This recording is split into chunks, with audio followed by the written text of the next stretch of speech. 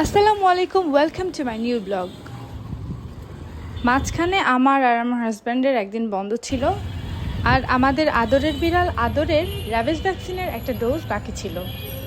So আর late না করে আমরা চলে গেলাম সরকারি ভেটেরিনারি হসপিটালে। এর আগে আদরকে নিয়ে বের হওয়া হয়নি সেভাবে, শুধুমাত্র প্রথম ডোজটা যখন দেওয়া হয়েছিল তখন। আর আজকে ওয়েদারটা অনেক বেশি গরম ছিল, সো ওর খুব কষ্ট হচ্ছিল, একটু পরপর দেখি হাঁপাচ্ছে। আর কিছু দূর যাওয়ার পরই আমরা পড়ে গেলাম সেই বিখ্যাত জ্যামের মধ্যে। সো কিছু আর করার নেই, এই জ্যামের মধ্যেই অনেকক্ষণ বসেছিলাম।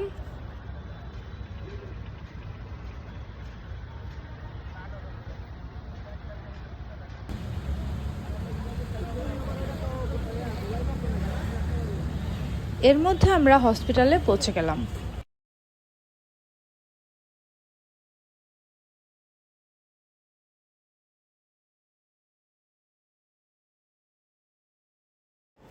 আদরের একটু প্রবলেম হচ্ছিল, সেজন্য ওকে ডক্টরও দেখিয়েছি। আর আমরা যাওয়ার পর দেখি এরকম অনেক অনেক মানুষ ওদের আদরের বিড়াল নিয়ে তারপর এখানে এসছে।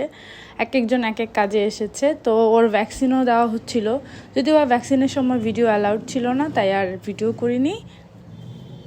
ভিডিও শেষে আমার হাজব্যান্ড বলল, চলো তোমাকে পুরান ঢাকার বিখ্যাত বিউটি লাচ্ছি খাইয়ে আসি। তো আমরা সেখানে গেলাম। এটা নাকি অনেক পুরনো দোকান, প্লাস অনেক বেশি ফেমাস। অনেক সময় ফরেনাররাও আমাদের দেশে আসলে এই জিনিসটা অবশ্যই ট্রাই করে।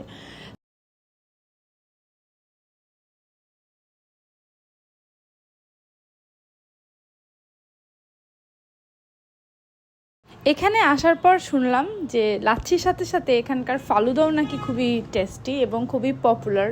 তো ভাবলাম যে আজকে আর ট্রাই করব না, তো নেক্সট টাইমে ইনশাল্লাহ অবশ্যই ট্রাই করব।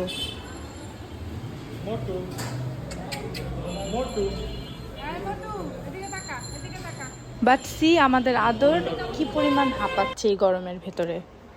সত্যি কথা বলতে আমরা সেজন্য আর বেশি দেরি করতে চাইনি। এরপর দুজনে 2 গ্লাস লাচ্ছি খেলাম। লাচ্ছি খাওয়ার পরে ইট ওয়াজ আওয়ার এক্সপ্রেশন। এরপর চলে গেলাম আদরের জন্য কিছু কেনাকাটা করতে, ওর লিটার, ওর ফুড, প্লাস হচ্ছে ওর ফুডের বক্স, এগুলো কিনতে গেলাম। আপনাদের কারো এরকম প্যাট থাকলে শেয়ার করুন, কমেন্ট করুন। ধন্যবাদ সবাইকে, ভালো থাকবেন। আল্লাহ হাফেজ।